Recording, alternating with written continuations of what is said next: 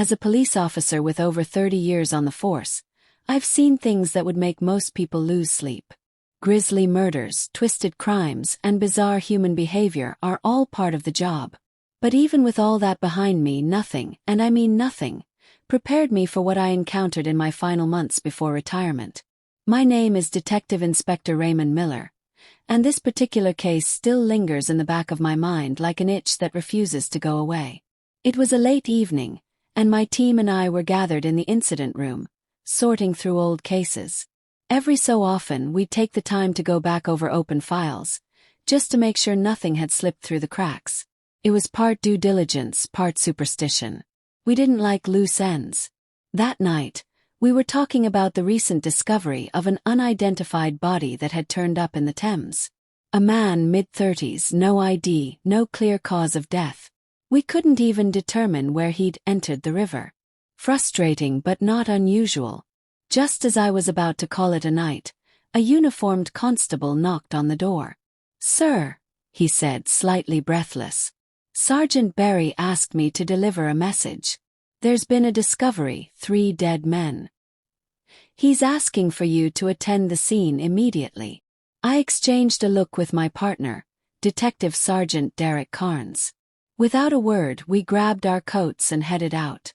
The address led us to an empty semi-detached house on a quiet residential street in Lambeth. A constable stood stiffly at the door, nodding as we approached. "Second floor, sir. Second room on the right," he instructed. Inside, the house felt forgotten, stripped of furniture, carpets removed, the air stale with disuse. The kind of place that echoed your footsteps back at you like a whisper. "Derek, get a name on the owner," I said as we headed upstairs. Scene of crime officer Sidney Greaves stood at the doorway to the room, arms folded.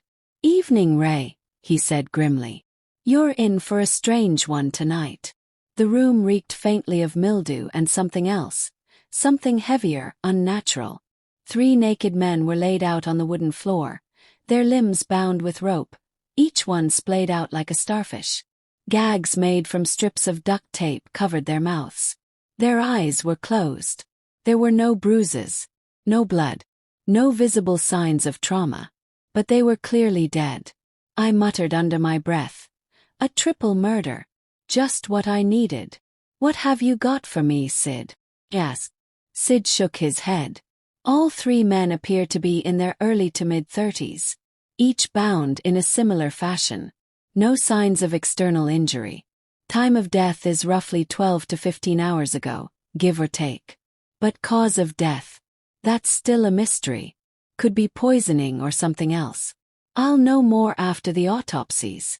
No ID, no clothing. Yes. Nothing. Not a scrap of clothing, not a wallet or phone. The house itself looks like no one's lived in it for a while. Just then I heard Carnes call from downstairs. "Sir, the owners arrived." I went down to find Carnes speaking to a short, anxious-looking man wringing his hands. "This is Mr. Gerald Price," Carnes said. "He owns the property." Mr. Price nodded nervously.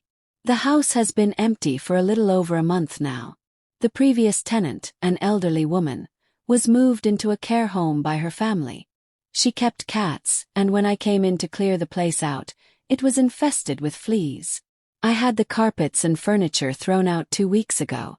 Planned to do renovations before renting it again." "Do you have keys to the property?" "Yes. Yes. I have a set, and so does the letting agent. No others as far as I know." "There are no signs of forced entry," I noted. "So either someone had a key or they picked the lock. You can return once we complete our investigation." After securing the scene and collecting initial forensic evidence, we returned to the station to continue the investigation. Several days later we identified the 3 men. James Cartwright, 35, Neil Barnes, 35, and David Wallace, 34. All 3 worked for the same company, Foster Consulting. The company's owner, Brian Foster, appeared genuinely shocked when informed. They were good employees. I can't imagine why anyone would want to hurt them. Most of the staff echoed the same sentiment. Loyal, hardworking, friendly. Nothing to suggest trouble. But just as I was leaving the company offices, the receptionist, a sharp-eyed woman in her 40s named Debbie Andrews, caught my arm. "Detective Miller, I need to speak with you." "But not here." We arranged to meet at a small cafe that evening. When I arrived, she was seated alone in a dim corner booth, looking uneasy. "I didn't want to talk at the office," she said. "Too many ears." "Are you all right, Miss Andrews?" "It's Debbie." "And yes, but you've been lied to." "Blah. Brian Foster. He's not as clean as he wants you to think. He's been having an affair with Karen Lannister, one of the former managers. She left the company about a year ago. What no one told you is that the 3 victims were also sleeping with her." Blink. "All 3? "Yes.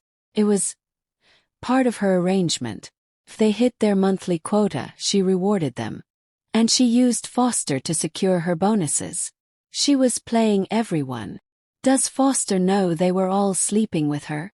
"Not sure. But he knew about her and didn't stop it. He was involved himself. And now he's lying to you because if this gets out, his wife will leave him. They have 4 kids and a very expensive lifestyle." Debbie's revelation changed the complexion of the case entirely. The next morning, I received a call from the medical examiner. "Morning, Sid," I said. "What's the verdict?" "You're not going to believe it, Ray. All 3 men died from air. Injected air bubbles, to be precise.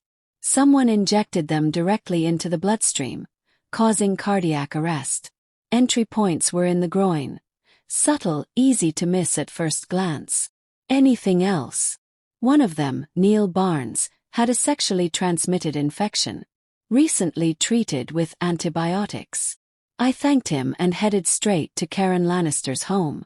I hoped her husband wouldn't be there. It was going to be a delicate conversation.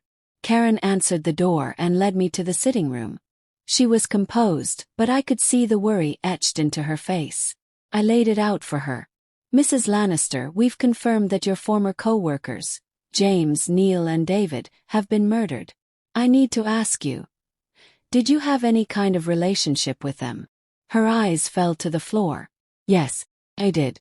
With all 3. And with Brian Foster." "Does your husband know?" "He knows about Brian.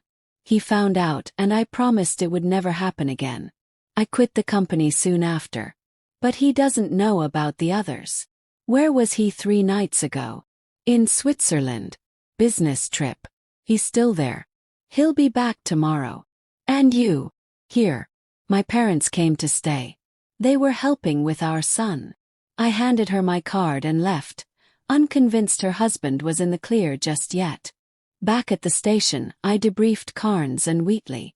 5 people confirm Mr. Lannister was out of the country the night of the murders. Check his financials, his travel records, and dig into Karen's background too. I'm going to have another chat with Mr. Foster. Brian Foster greeted me with a smug attitude that quickly vanished when I told him his affair could go public. "Inspector, please. My wife can't find out." "I won't tell her," I said. "But the press might. If they catch wind of this, I can't stop them." Foster leaned back, sweating. "Karen. She was with those 3 men too, but I didn't interfere. Their numbers were fantastic, and I was benefiting." I left him with my card and headed home. That night, sitting with my wife Jean, I couldn't stop thinking about it. I was almost done. One last case, then retirement. But this one wasn't going to go quietly.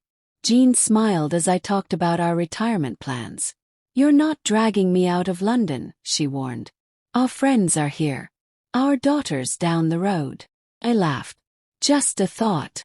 But even as we sat together, my mind drifted back to that empty house, to those 3 lifeless men. And the question that still haunted me: who killed them and why?